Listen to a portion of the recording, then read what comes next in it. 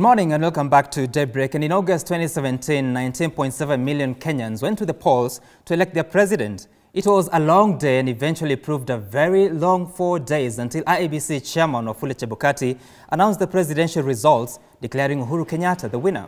What followed was chaos, injuries and some deaths. The Supreme Court of Kenya in September of that year nullified Kenyatta's win, hurdling uncharted waters in Kenya's version of democracy. A divisive fresh presidential election that was abandoned by one of the main contenders, Raila Odinga of the National Super Alliance, was called on the 26th of October 2017. It was too divisive that many, described it as a breaking point for the nation, and it almost did so with a mock swearing in of Raila Odinga on January the 31st of 2018. But in exactly 37 days, Odinga walked to the Harambee House to meet his political rival, President Kenyatta, in what has become the handshake that cooled off political and ethnic tensions. And it's been 2 years since the August election. And this morning, we host some of those that ran against Kenyatta, albeit unsuccessfully rather, to take stock of what happened within the season that was the state of the nation right now, and 2 years into the second term of President Uhuru Kenyatta. And for good order, we begin by refreshing your memory of who those 8 men were on the ballot.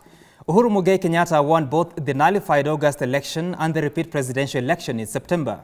Raila Amolo Odinga came into second place in both runs, even though he had boycotted the repeat election. His name was retained on the ballot after courts found that he could not withdraw his candidature. Ekuru Court of the Third Way Alliance was third in the repeat poll. Abda Dida of the Alliance of Real Change came in fourth, that being his second presidential election to contest. Japheth Kavinga Kaluyu was an independent candidate and joins us in studio this morning. Professor Michael Wainaina, another independent candidate, came in sixth in the repeat election. And of course, he is in studio today. And former Cabinet Minister Joseph Nyaga finished 7th in the October election. While Cyrus Jirongo of United Democratic Party was last in the fresh presidential race. So this morning, we are privileged to host Professor Michael Wainaina and Dr. Japheth Kavinga Kaluyu. Thank you for making time for us on Daybreak, gentlemen. But it is important to note that we had invited Third Way Alliance presidential candidate Dr. Ekuru Okot, who sought excusal as he will be traveling to Bomet this morning to promote the Punguza Mizigo referendum bill at that county assembly. We'll, however, make attempt to have him on phone as soon as he has a stable signal. We had also reached out to Cyrus Jirongo and Joseph Nyaga, who both declined attendance for various reasons. Mwalimu Dida is currently out of the country, but the show must continue. And we begin by getting an appraisal of the state of the nation by both of the guests that we have today. But first, we take a look at this. 2 years ago, 8 men stood before Kenyans seeking their vote. I know I will be the next president of the Republic of Kenya. Now that I have been cleared by the IEBC, my classes have started. Raila Amolo Odinga arrived in the company of wife Ida. This is a very defining moment. A promise to unite a country divided and polarized. Politics is about the people. Their dream did not come true. Citizen TV hosts the 2017 presidential panel on Daybreak. A review of the winning manifesto, the state of the nation, and prospects for the remainder of President Kenyatta's term. This Monday at 6:30 a.m. on Daybreak with Sam Kituku and Zinzi Kibiku.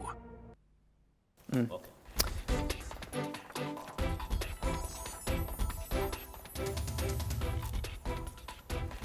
All right, and thank you for choosing Daybreak. This is the presidential panel, and just to introduce my guest once again, we have Professor Michael Wainaina just next to me. He ran in 2017. He has been away. We'll get to know what he thinks about the current state of the nation. We also have Dr. Kavinga Kaluyu, who was also a presidential candidate in 2017. They'll be here to give us what they think about the country. But first, we begin with your opening statement, and I will request you, Professor Wainaina, to just walk to the podium and give us what that statement is, even as we wait for the conversation to begin. Yep.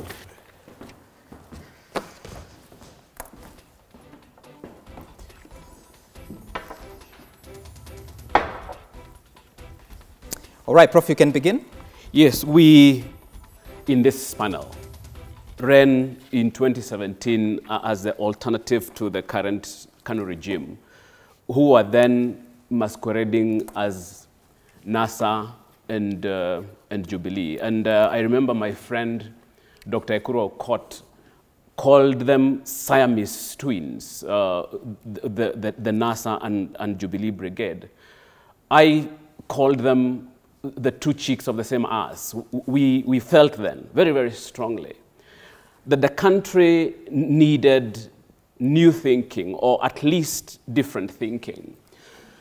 2 years later, the state of the nation can best be described in the words of a writer called Ayn Rand, who said, and I quote, "When you see that in order to produce, you need to obtain permission from men who produce nothing. When you see that money is flowing to those who deal, not in goods, but in favors. When you see that men get richer by graft and corruption and by pool than by work. And when you see that your laws don't protect you against them, it protects them against you. When you see corruption being rewarded and honesty becoming a self-sacrifice, you may know that your society is doomed," end of quote. Kenyans feel that we are hurtling down the path of doom. When you talk to them in the streets, they are angry, very, very angry. But unfortunately, asking for direction and vision from these Canaanites in NASA and Jubilee is like trying to get milk from a stone. It will not happen.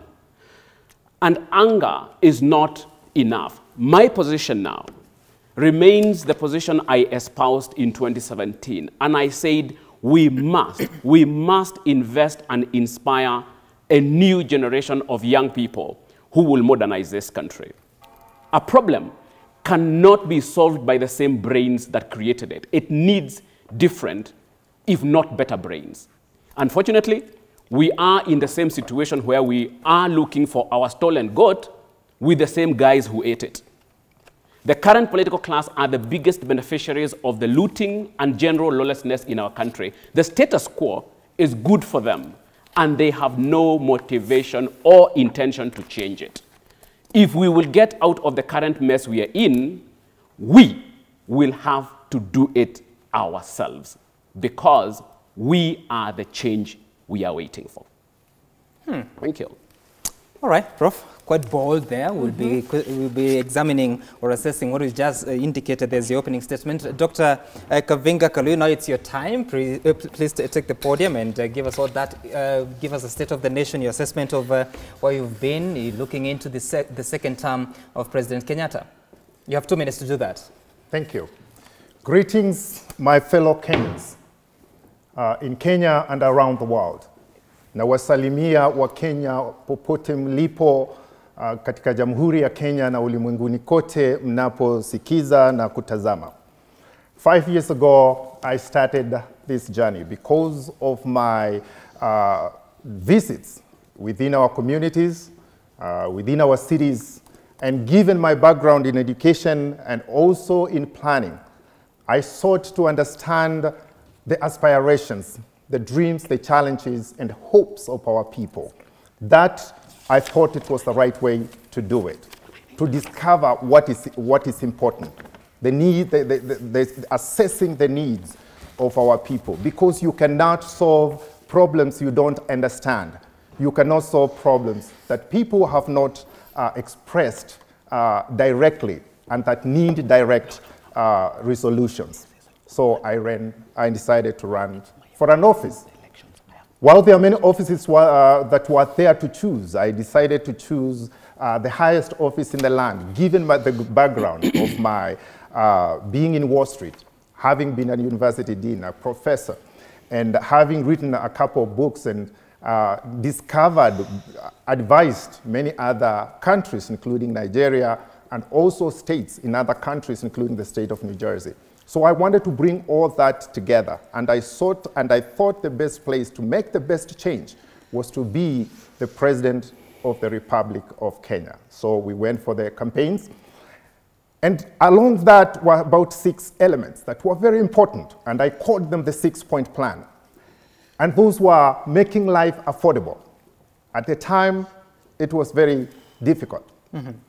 Taxes were high.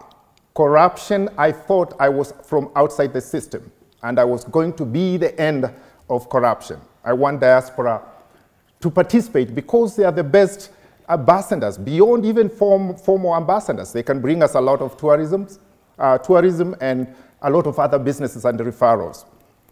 We wanted our youth to be able to learn jobs and know the skills that can be able to bring them income-generating skills.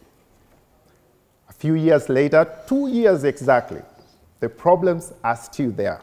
They are rampant. Our economy is still struggling. People are still struggling. Lives are hard.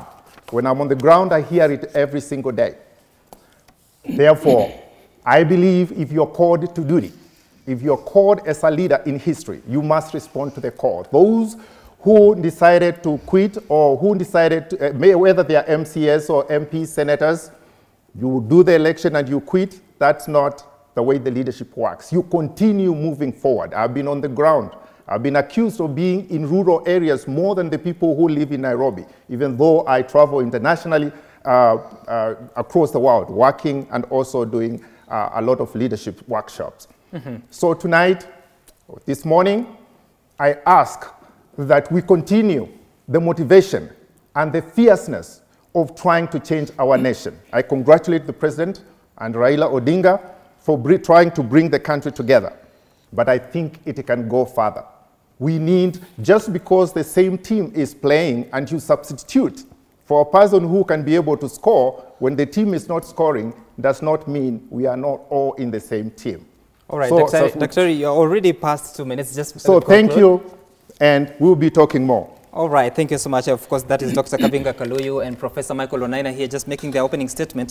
Just to indicate that we had invited Dr. Ekuru Okot, who sought excuse or that he'll be attending to a session at Bomet County to promote his Punguza Mizigo referendum bill. We had invited Joseph Nyaga, who says he's not available at this point in time. Cyrus Jirongo says that he's out of the country. And of course, Mwalimu Abdu Badida is out of the country. But the show continues. And I want to engage you on what you just indicated. And I want to begin with you, Dr. Kavinga Kaluyu. You speak of that you've been around, you have been on the ground. Which ground are you talking about? The last time I checked, you were not in this country. You just came in a few days or weeks ago. Where have you been? As a matter of fact, thank you for that question, because sometimes people tend to think I travel a lot and I do not make it back to the country. But I have been in the country more than 4 times, quite frankly. And I have been on the ground, not just showing up, but doing work. I'm not just about ideas. I want ideas to be connected with practicalities. In the last week, not only I attended some funerals that I was going to console some people, also the former widows, the widows and their groups. There are many widows who have been left. These are vulnerable population children, disabled children, and also people who are hungry and sick. Those are vulnerable populations. I visited them. I also studied in Dr.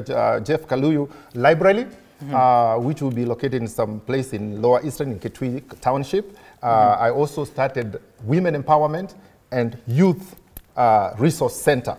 So I am on the ground constantly, not because I want to be able to show off, because people have needs, and those needs to be solved. And I'm looking forward to continue working.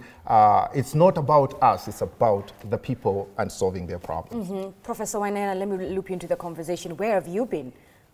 I've been in Kenya. I'm here. I'm talking to you. Any projects like Dr. Kaluyu?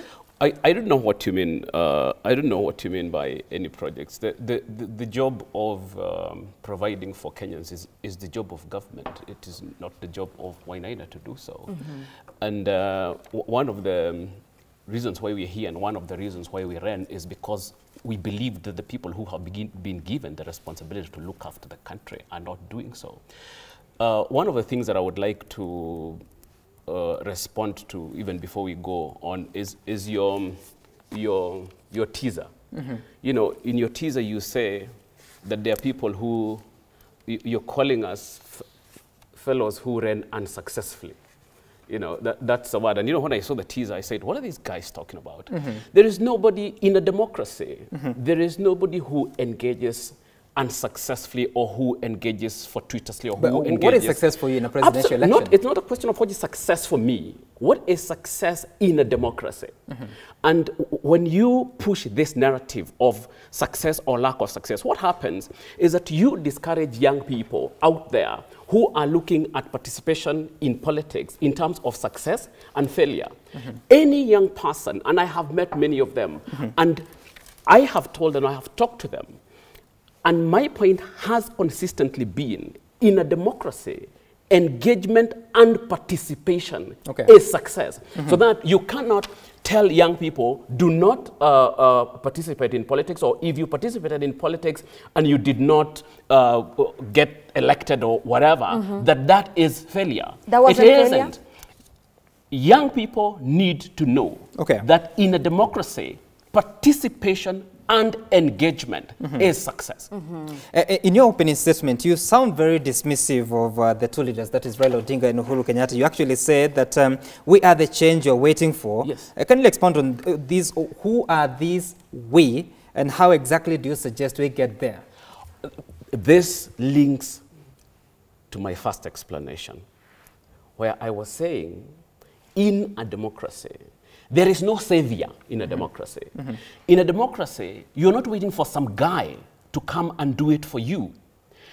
If this was an aristocracy or a monarchy, then I would say, ask the king or ask the prince or ask the queen. They are the ones with the answers.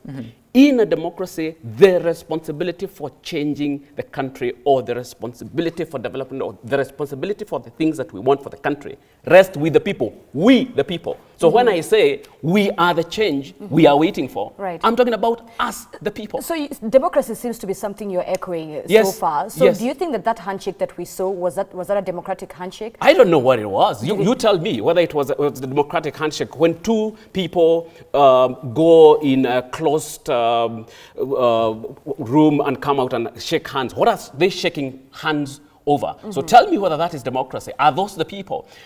You cannot give a platform in the sense of democracy to something that is vague, that is exclusionary. If I ask you, what was the handshake about? What are you going to tell me? You don't know. If you ask 10 Kenyans, what was the handshake about, you will get 10 different answers. What does that tell you? When you have a people-driven process, the people know what they want, the people will tell you what they want, and the people will pursue what they want. I don't know what the handshake We'll get to that politics of the handshake, what you think about that. But first, I want to engage you, Dr. Kaliu, that do you still believe that a diasporan who doesn't experience the daily challenges of Kenyans would be the solution to Kenyans who live in Kenya? Because I remember in 2017, you stood on a platform of the diaspora has had the cry of Kenyans. Do you still think that that will be the solution for Kenyans who live in Kenya? It depends in a way of what we define as diaspora, and you probably could qualify for one because of many times we have met outside the country as well. But diaspora, we have a lot of people who are living outside the country. And one of the things that is important is exposure, to be able to see what other countries. We are not living in a crucible ball in a way. We are living in comparatively with other people in other worlds and what they are doing, and particularly in developed countries where they live. Ideas are very important. And also, we are very successful Kenyans out there. We have people who are businesses, people who are scholars and doing many, professors all over the place. They can be able to bring those ideas and also integrate them here. They have connections with businesses. They have connections with tourists directly without even the ambassador. If we combine the force of all the diasporians, they actually supersede the force made by the ambassadors themselves. And if we engage themselves, the problem is that if you don't engage themselves, who are they to engage on their own? And since Dr. Kaliu, you get to engage a lot with Kenyans living outside of Kenya, are they confident with the current government? Are they happy with the current government? Well, I would say where we are as a nation, and I think even within the nation, everybody, and they are Kenyans as well, they know or they believe that there is more that needs to be done. The economy is it's not in a good place. There's unemployment. The youth is crying. Women, you know, empowerment is still not being implemented within the parliament. So I can say, and according to me, and leadership is very important, according to me, we need to do more, we need to lead more, and we can use diaspora as a leading force. By the way, 3 out of the 4 presidents of the Republic of Kenya are diaspora. First president, Uhuru Kenyatta, and Mwai Kibaki. So diaspora is in, we are present here, and we are present outside. All right, I want us to now delve into what has been happening over the past 2 years, and I want us to begin with what happened on March 9th of 2018, that we had a political handshake between the president and opposition leader Raila Odinga. Let's just listen in to what they had to say on that very morning, or after, I believe it was afternoon actually. My brother and myself have therefore come together today to say this dissent stops here. That starting today, we will begin a process of bringing our people together. That we will begin a process of discussing what ails us and what creates division amongst us. Many of these differences are already well entrenched in the 3rd generation of Kenyans that are currently leaking into the 4th generation in primary and secondary schools. Yet in many instances, Kenyans cannot remember why and where they disagreed in the first place. And we have come to a common understanding, an understanding that this country of Kenya is greater than any one individual, and that for this country to come together, leaders must come together. As we fight ostensibly to save ourselves from each other, the reality is we need to save our children from ourselves. All right, so that was President Uhuru Kenyatta and Raila Odinga, of course, they're saying that the division that has to stop. I don't know what you think. The country was obviously headed to an unprecedented direction of chaos, of illegal swearing in, hate and suspicion. Was the political handshake, which many have termed necessary, conducted in the most genuine manner? Do you think that these gentlemen were doing it for the sake of the country, or is it for personal preservation of Kenyatta and Odinga? Prof. You would have to ask them that. I don't know. That's a question that I would have to answer. I can only tell you what it looks like from where I'm seated. And for me, I come from the position that we were given by Raila and NASA during the 2017 elections when they were campaigning. And my position, and I have espoused this position elsewhere. It's on my blog, Matters Arising with Professor Wainaina. It's my channel on YouTube. And I have made a fairly elaborate statement on what I think about the handshake. And one of the things that I have said, and I will repeat here, is I listened to the things that Raila and NASA had to say about Jubilee before the 2017 elections. And my position is if half the things that Raila said about Jubilee are true, half, if they are true, then the handshake is the worst betrayal of the Kenyan people in the history of Kenyan politics, if half the things they told us about Jubilee were true.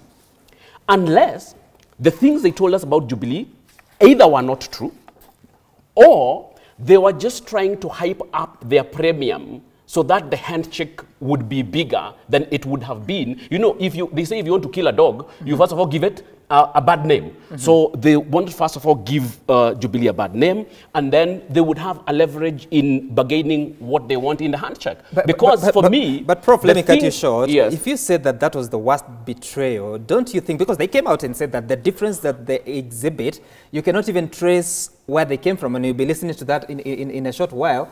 Let me ask you, if they could not trace where the differences came from, then where did the things they said about Jubilee come from? So are you saying that the political leaders have been taking Kenyans on a joyride? Oh, a huge joyride. And we are on one right now, and it's not about to end. Because, you know, Sam, I cannot come here and say that you're corrupt, you're a thief, you are incorrigible, you are a tribalist, you are all those things that we were told Jubilee was. Then tomorrow, I come and say, this guy isn't so bad after all. We can do business with them. You remember that they even refused to participate in a second election because they didn't believe that Jubilee had the capacity or the capability or the intention to give them a free and fair election. So these are the same people that we are told, hey, these guys we can do business with. Let me finish. One of the things that I agree with Raila, and when I did an article on the handshake, because I did an article on the handshake on my blog, and one of the things that I agree totally with Raila is when he says that they need to save this country from themselves. That you agree with? That one I agree with, 100%. That we need to save our children from ourselves. And that is what I have said. We need a new dispensation. And if this new handshake, so-called handshake, if it paves way for a totally new dispensation, we need a new generation. We need to inspire new people. We need politics that is clean and that can be trusted. So, Dr. Kaluyu, if today Raila Odinga and President Uhuru Kenyatta reached out to you and wanted to make you part of the handshake, would you agree? Let me first, because before you talk of handshake, you want to be able to understand what it is. I can't for sure be able to know what they discussed in that chamber on that particular day. But, and in any situation, there is intended and unintended consequences. So I can talk of what I have seen. I'm a scientist, so I only rely on evidence. The environment has become peaceful. And for a nation to prosper, it needs an environment where they can grow. And that is one of the unintended consequences that is positive. Whether there was other things discussed in the, on the other hand, I would like to kind of stay away from it. But look at it as an environment that has been created. Now it's up to the leaders. So would you take that handshake? I would take a handshake to make environment peaceful, to grow the economy, cut taxes, end corruption. And I believe it's all about leadership because it's about negotiation. Just because we are not friends today does not mean that we cannot sit down and, you know, negotiate. Was it fair, Dr. Kaluyu, that they didn't include the other presidential candidates? It was unfair. In that handshake? Directly unfair. Because we are all, and in many ways, we needed to be, first of all, we had, Kenya is for everyone. Yes. And our supporters were Kenyans as well, still are Kenyans. And we needed to be part of the environment and creation of the new Kenya that is happening. And maybe whether it is a mistake or not, I would like to people to be included in future. Every stakeholder, and we were stakeholders. Definitely it was a mistake and it's not too late. We're still 2 years in, they can still be able to call for a handshake. That's a good point, but I want us first to listen to what Raila Odinga and Uhuru Kenyatta said on that very day, 9th of March, in as far as the resolve moving forward is concerned in settling the differences that there are. Sailing in this one ship, we must come together to scoop out the water that has been sipping, or we shall capsize. We have traveled too far to turn back. We would never make it back to the shore. This marks a new beginning for our country, a beginning in which we hope that we shall march together as Kenyans, and that we can differ in terms of political alignment, but always remain steadfast and united in matters Kenya. All right. That doesn't convince you? About what? Because he says that he was not involved. You said that you're questioning the essence of the handshake because of the things that Raila Odinga said about Jubilee. I'm not questioning the essence. I am saying... Just a moment, Prof. Yes. That was in March. Now it's about how many months? It's about 16 or so months. Yeah. Has it moved the country in a better way than we were? Tell me. Every Kenyan is a judge to that question. When Daktari here, and he's a good friend of mine, says that there is a good environment or there is a better environment or that was the unintended consequence, I don't know what he's talking about. When you talk to Kenyans on the ground, this country is difficult for them. Kenyans are angry. Things haven't gotten better for them because of the handshake. The challenge that we are having as Kenyans is that these people came together not because they want to make your life and my life any easier. In fact, the difference is before 2017, okay, before 2017, yes, we were being screwed by some of them. After the handshake, we are being screwed by all of them. Whoa. I'm not sure you can use that word here. I didn't know. Okay, PG, sorry. You can edit that out. But that is the truth, that we had part of them before 2017, and then after the handshake, all of them are in on aid. So that right now, whatever you have is a Samsung. Let me give you an example. When the members of parliament said that they want to add their salaries, did you hear anybody from any side saying no? Why? I've told you. Before 2017, it was some of them. Okay. After 2017, it is all of them. So do you think right now Kenya has a dedicated opposition party speaking, you know, volume for the other Kenyans? Do we have an opposition? Where is the opposition? Where have you had the opposition? Have you ever, since the handshake, have you had anybody standing for the opposition? And that is number one. Have you had any serious alternatives being put on the table? The only person who has put serious alternatives on the table, and I have a lot of respect for what he's doing, is Dr. Ekuru Aukot. Okay. And the reason why Dr. Ekuru Aukot, the reason why Dr. Kavinga, the reason why myself, we ran, is to provide alternatives. Now, we not only don't have an alternative on the political arena, we don't have an alternative in the media, because what you do in the media is that you bring these people and they start sparring among themselves, and people out there think that there is an alternative. All right. Okay. So, we'll get into that conversation of what you said about Dr. Ekuru Aukot when we come back from the break, because we'll be looking at the proposals to amend the Constitution, and we'll begin with you, Dr. Kavinga Kaliu, but that is at the after this short break.